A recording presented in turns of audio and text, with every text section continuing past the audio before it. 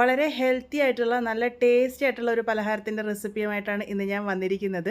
ഗോതമ്പ് പൊടിയും ശർക്കരയും ഉപയോഗിച്ച് മുട്ടയൊന്നും ചേർക്കാതെ നല്ല പഞ്ഞി പോലത്തെ കേക്ക് നമുക്ക് വീട്ടിൽ തന്നെ തയ്യാറാക്കിയെടുക്കാൻ വേണ്ടി പറ്റും. അതും ഓവനൊന്നും ഇല്ലാതെ തന്നെ മിക്സിയിലൊന്ന് കറക്കിയെടുത്ത് വളരെ സിമ്പിളായിട്ട് തയ്യാറാക്കിയെടുക്കാൻ വേണ്ടി പറ്റുന്ന ഈ ഒരു കേക്ക് എങ്ങനെയാണ് ഉണ്ടാക്കുന്നത് നോക്കാം. അതിനായിട്ട് ആദ്യം തന്നെ മിക്സറിൻ്റെ വലിയ ജാറിലേക്ക് ഞാനിവിടെ 1/4 കപ്പ് പൊടിച്ച ശർക്കരയാണ് ഇട്ട് കൊടുത്തിരിക്കുന്നത്. ഞാനിപ്പോൾ ഇവിടെ ശർക്കര ഡയറക്റ്റായിട്ട് ചേർത്ത് കൊടുത്തിരിക്കുന്നത് അതിൽ പൊടിയും മണലും ഒന്നും ഇല്ലയെന്ന് ഉറപ്പുള്ളതുകൊണ്ടാണ്. നിങ്ങൾ ഉപയോഗിക്കുന്ന ശർക്കരയിൽ തരിയോ മണലോ ഉണ്ടെന്ന് തോന്നുന്നുണ്ടെങ്കിൽ 1/2 കപ്പ് വെള്ളമൊഴിച്ച് ശർക്കര പാനിയാക്കിയതിന് ശേഷം ചൂടൊക്കെ ആറി വന്ന് അരിച്ച് വേണം ചേർത്ത് കൊടുക്കാൻ വേണ്ടിയിട്ട്. ഇനി ഇതിലേക്ക് 1/4 കപ്പ് സൺഫ്ലവർ ഓയിലാണ് ചേർത്ത് കൊടുത്തിരിക്കുന്നത്. മണമില്ലാത്ത ഏത് ഓയിൽ വേണമെങ്കിലും ഉപയോഗിക്കാം. ബട്ടറോ ഗീയോ ഉപയോഗിച്ചും ഇത് തയ്യാറാക്കി എടുക്കാവുന്നതാണ്. ആദ്യം ഈ ഒരു ശർക്കരയും ഓയിലും ഞാനൊന്ന് മിക്സ് ചെയ്തെടുത്തിട്ടുണ്ട്. അതിനുശേഷം ഇതിലേക്ക് 1 കപ്പ് ഗോതമ്പ് പൊടിയാണ് ചേർത്ത് കൊടുത്തിരിക്കുന്നത്. ഇതിൻ്റെ കൂടെ തന്നെ 1 ടീസ്പൂൺ ബേക്കിംഗ് പൗഡറും അതുപോലെ തന്നെ 1/4 ടീസ്പൂൺ ബേക്കിംഗ് സോഡയാണ് ചേർത്ത് കൊടുത്തിരിക്കുന്നത്. ഈ ഒരു കേക്ക് ഞാനിപ്പോൾ ഇവിടെ മുട്ടയൊന്നും ഇല്ലാതെയാണ് തയ്യാറാക്കി എടുക്കാൻ വേണ്ടി പോകുന്നത്. ഇതിൻ്റെ കൂടെ ഞാനിപ്പോൾ ഇവിടെ 1/4 ടീസ്പൂണിൻ്റെ പകുതി അളവ് ഉപ്പും കൂടെ ചേർത്ത് കൊടുത്തിട്ടുണ്ട്. ഇനി ഇതിലേക്ക് പാലാണ് ചേർത്ത് കൊടുക്കേണ്ടത്. ഏകദേശം 1/4 കപ്പിൻ്റെ അടുത്ത് പാല് നമുക്ക് ആവശ്യമായിട്ട് വരും. പാല് ഫ്രിഡ്ജിൽ വെച്ച് തണുത്ത പാൽ ഉപയോഗിക്കാതിരിക്കുക. റൂം ടെമ്പറേച്ചറിൽ വന്ന പാല് വേണം ഉപയോഗിക്കാൻ വേണ്ടിയിട്ട്. ഇതിലേക്ക് ഒരു 1/2 ടീസ്പൂൺ വാനില എസൻസും കൂടെ ചേർത്തിട്ടുണ്ട്. നല്ലൊരു ഫ്ലേവറിനായിട്ടാണ്. എന്നിട്ട് ലോ സ്പീഡിൽ വെച്ചിട്ട് നമുക്കിതൊന്ന് നന്നായിട്ട് മിക്സ് ചെയ്തെടുക്കാം.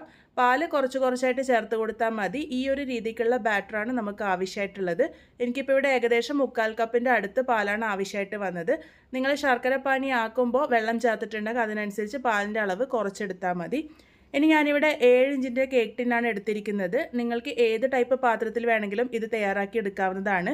ഉപയോഗിക്കുന്ന പാത്രം ആദ്യം ഇതുപോലെ എണ്ണയൊന്ന് നന്നായിട്ട് തടവി കൊടുക്കുക.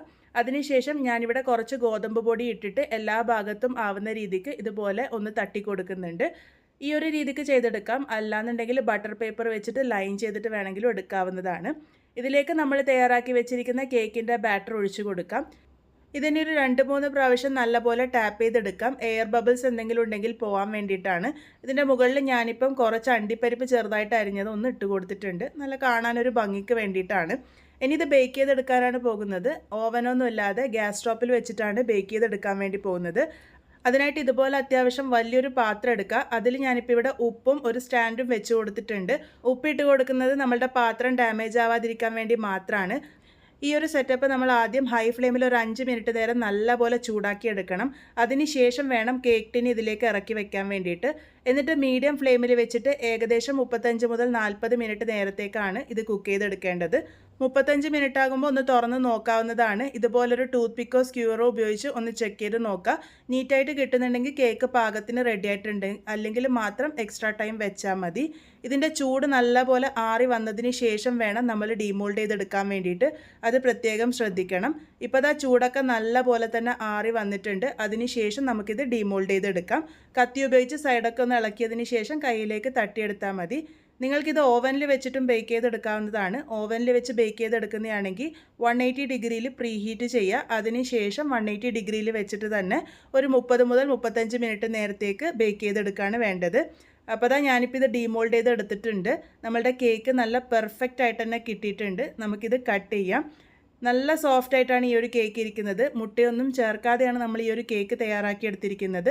പക്ഷെ നല്ല സോഫ്റ്റ് ആയിട്ടാണ് നമ്മളുടെ കേക്ക് ഇരിക്കുന്നത്. അത് നിങ്ങൾക്ക് കാണുമ്പോൾ തന്നെ മനസ്സിലാകുന്നുണ്ടാകും. നല്ല ടേസ്റ്റി ആയിട്ടാണ് ഈ ഒരു കേക്ക് ഇരിക്കുന്നത്. ശർക്കരയിൽ ഉണ്ടാക്കിയതുകൊണ്ട് തന്നെ ഒരു പ്രത്യേക രുചിയായിരുന്നു.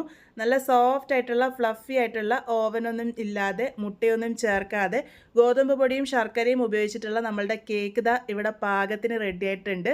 35 മിനിറ്റിനുള്ളിൽ നമുക്ക് ഈസി ആയിട്ട് കേക്ക് തയ്യാറാക്കി എടുക്കാനും പറ്റും. എല്ലാവരും ട്രൈ ചെയ്യൂ. ട്രൈ ചെയ്തതിന് ശേഷം ഫീഡ്ബാക്ക്സ് പറയാൻ മറക്കരുത്. വീണ്ടും ഒരു നല്ല റെസിപ്പിയുമായി കാണാം.